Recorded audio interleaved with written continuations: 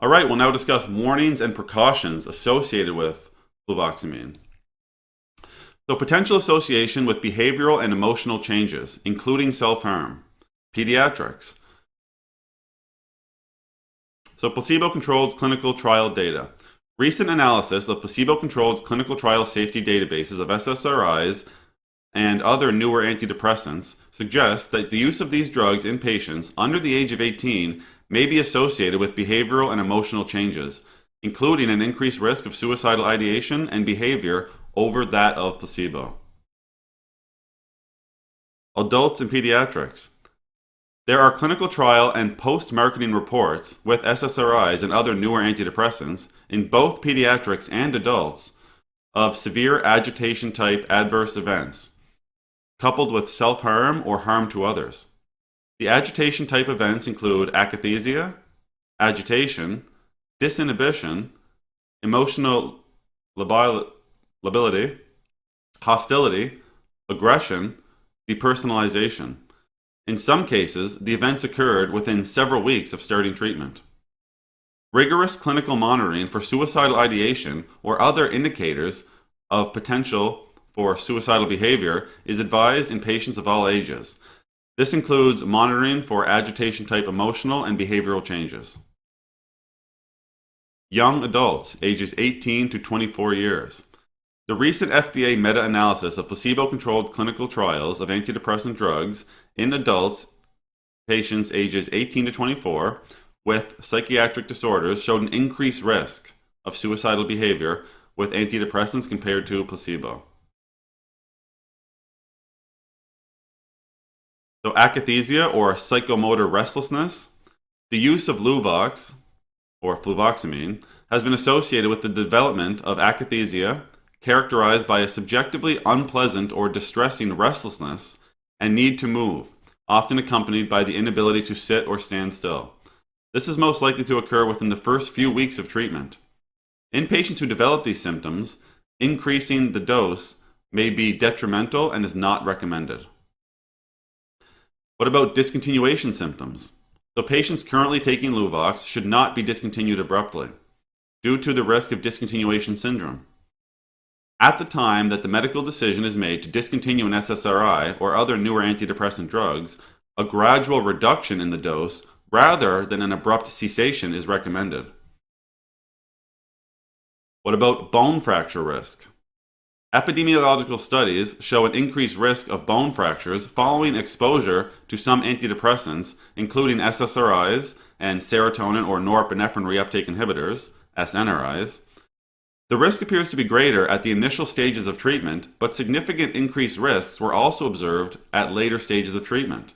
The possibility of a fracture should be considered in the care of patients treated with Luvox. Elderly patients and patients with important risk factors for bone fractures should be advised of the possible adverse events which increase the risk of falls, such as dizziness or orthostatic hypotension, especially at the early stages of treatment, but also soon after withdrawal. Preliminary data from observational studies show association of SSRIs and SNRIs and low bone mineral density in older men and women. Until further information becomes available, a possible side effect on bone mineral density with long-term treatment with SSRIs and SNRIs, including Luvox, cannot be excluded, and may be a potential concern for patients with osteoporosis or a major risk factor for bone fractures.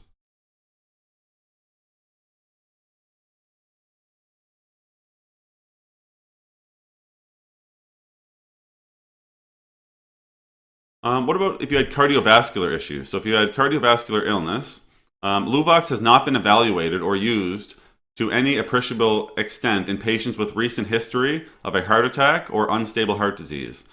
Patients with these diagnoses were systematically excluded from pre-marketing clinical trials.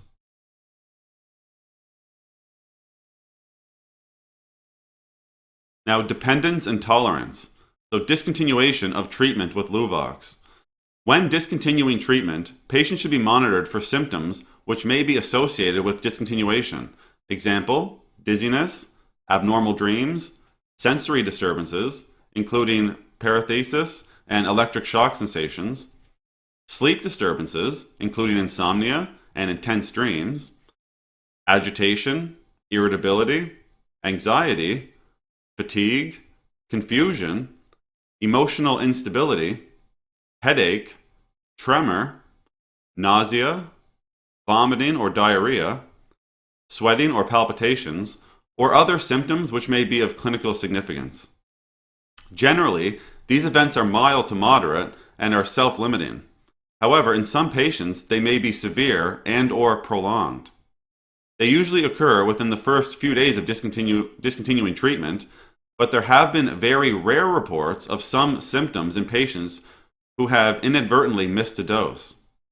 A gradual reduction in the dosage over several weeks, rather than an abrupt cessation, is recommended whenever possible. If intolerable symptoms occur following a decrease in dose or upon discontinuation of treatment, dose titration should be managed on the basis of the patient's clinical response.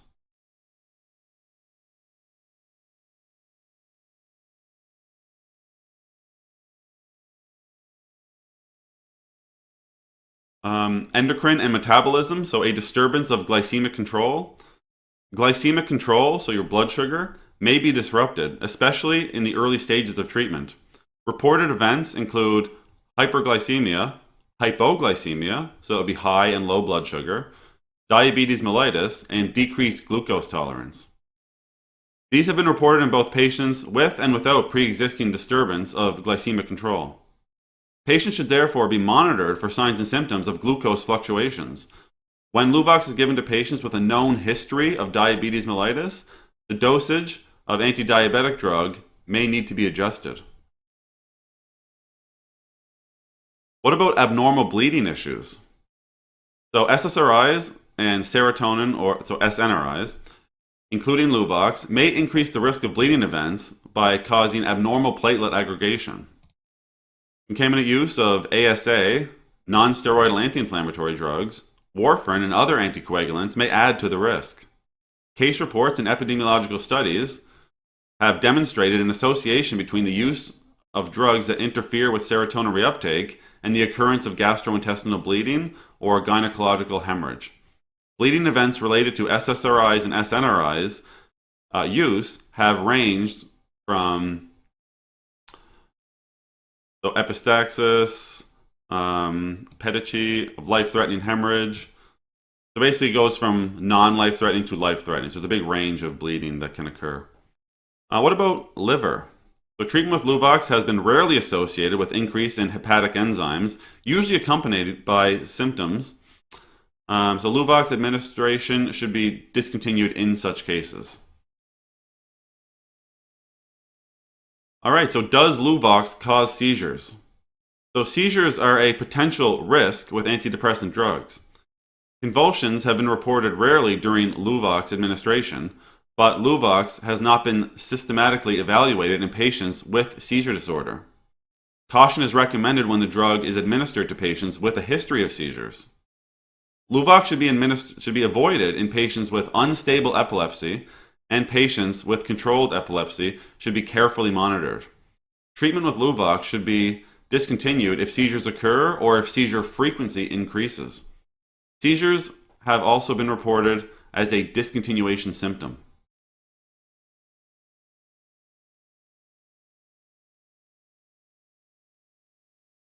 Serotonin syndrome and neuroleptic malignant syndrome. On rare occasions, development of a serotonin syndrome or neuroleptic malignant syndrome-like events have been reported in association with treatment of Luvox, particularly when given in combination with other serotonergic or neuroleptic or antipsychotic drugs. As these syndromes may result in potentially life-threatening conditions, treatment with Luvox should be discontinued if patients develops a combination of symptoms, possibly including hyperthermia, rigidity, myoclonus, autonomic instability with possible rapid fluctuations of vital signs, mental status changes including confusion, irritability, or extreme agitation progressing to delirium and coma, and supportive symptomatic treatment should be initiated. Due to the risk of serotonergic syndrome, Luvox should not be used in combination with MAOIs or serotonin precursors, and should be used with caution in patients receiving serotonergic drugs or neuroleptic and antipsychotic drugs or St. John's wort. Cognitive and motor disturbances. Though sedation may occur in some patients, therefore, patients should be cautioned about participating in activities requiring complete mental alertness, judgment, and physical coordination, such as driving an automobile or performing hazardous tasks, until they are reasonably certain that the treatment with Luvox does not affect them adversely. So psychiatric, suicide and suicidal thoughts, or clinical worsening. The possibility of a suicide attempt is inherent in depression and other psychiatric disorders and may persist until significant remission occurs. Patients with depression may experience worsening of their depressive symptoms and/or emergence of suicidal ideation and behaviors, suicidality, whether or not they are taking antidepressant medications. Close supervision of patients should accompany drug therapy, and consideration should be given to the need for hospitalization of high-risk patients. Patients with a history of suicide-related events or those exhibiting a significant degree of suicidal ideation prior to commencement of treatment are known to be at a greater risk of suicidal thoughts or suicide attempts and should receive careful monitoring during therapy. Physicians should encourage patients of all ages, their families, and their caregivers to be alert of the emergence of any new or worsening distressing thoughts or feelings occurring at any time, and especially when initiating therapy or during any changes in dose or dosage regimen.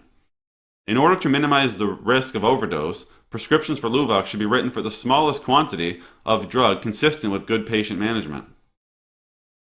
Because of the well-established comorbidity between depression and other psychiatric disorders, the small precautions observed when treating patients with depression should be observed when treating patients with other psychiatric disorders as well.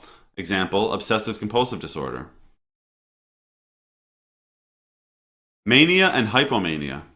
A major depressive episode may be the initial presentation of bipolar disorder.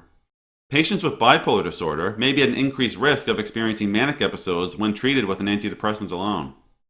Therefore, the decision to initiate symptomatic treatment of depression should only be made after patients have been adequately assessed to determine if they are at risk for bipolar disorder. Luvox should be used with caution in patients with a history of mania or hypomania.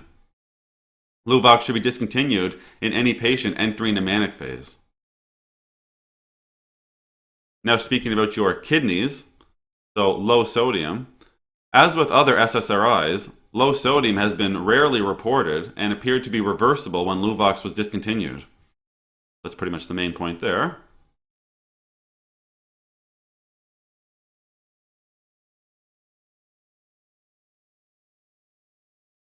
Fertility.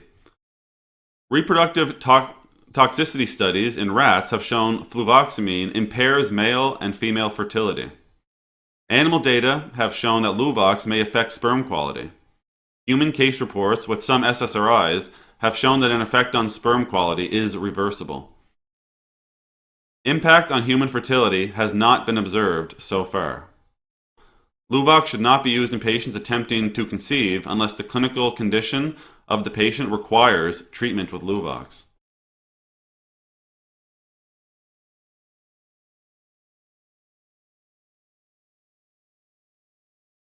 Pregnant women and newborns.